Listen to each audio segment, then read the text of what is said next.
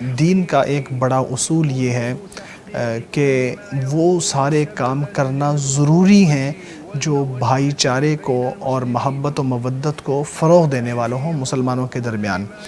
وہ ساری چیزیں حرام ہیں جو مسلمانوں کے درمیان بغض اور عداوت پیدا کرنے والی ہیں۔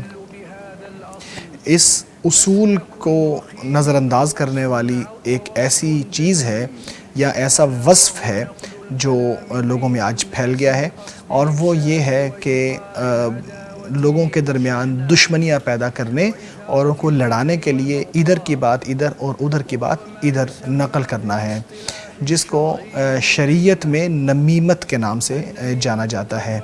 نمیمت سے بھائی چارہ ختم ہو جاتا ہے، بغض پیدا ہوتا ہے، اس کے ذریعے وحدت ختم ہوتی ہے اور لوگوں کا اتحاد بکھر جاتا ہے۔ کتنے پردے اس کی وجہ سے چاک ہوتے ہیں اور اس کی وجہ سے دلوں کے اندر کتنے کینے بھر جاتے ہیں۔ قرآن کریم میں اور احادیث مبارکہ میں اس کو حرام کہا گیا ہے۔ اہل علم نے اسے بڑا گناہ کنسیڈر کیا ہے۔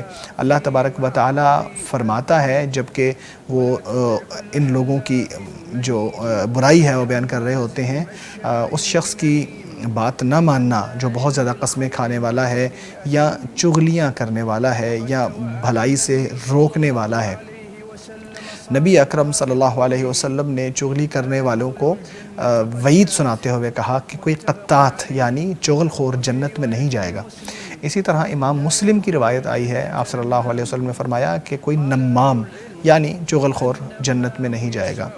اہل علم فرماتے ہیں کہ نمام وہ ہے جو بات کو کسی سے سنتا ہے اور پھر اسے کسی دوسرے کے پاس جا کے نقل کرتا ہے، اور قطات جو دوسری حدیث میں آیا ہے وہ یہ ہے کہ وہ چھپ کر کسی کی بات سنتا ہے اور پھر اس بات کو نقل کرتا ہے جو اس نے چھپ کر سنی ہوتی ہے۔ اس چغلی میں بہت ساری برائیاں اور بہت سارے حرام کام بلکہ بہت سارے ہلاکت والے حرام کام جمع ہو جاتے ہیں۔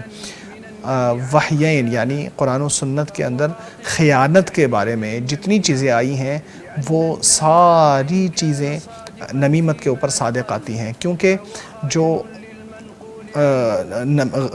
چغلی کرنے والا ہے اگر وہ سچ بھی نقل کرے تو وہ خیانت کرنے والے میں ضرور آ جاتا ہے، کیونکہ وہ اس کی مرضی کے بغیر یعنی جس کی بات نقل کر رہا ہے اس کی مرضی کے بغیر نقل کر رہا ہوتا ہے، اور اگر وہ سچ نہ بتائے تو پھر تو وہ جھوٹ بولتا ہے جو کہ بہت بڑا گناہ ہے۔ آپ صلی اللہ علیہ وسلم نے پوچھا کہ کیا میں آپ کو بدترین لوگوں کے بارے میں نہ بتاؤں؟ آپ لوگوں نے کہا ہے رسول اللہ ضرور بتائیے، تو آپ صلی اللہ علیہ وسلم نے فرمایا وہ جو معصوم لوگوں کو تنگ کرنے کے لیے، ان کو ستانے کے لیے باتوں کو ادھر ادھر کرتے ہیں اور چغلی کرتے ہیں۔ یہ حدیث مختلف طرق کو جمع کر کے حسن کے درجے تک پہنچ جاتی ہے۔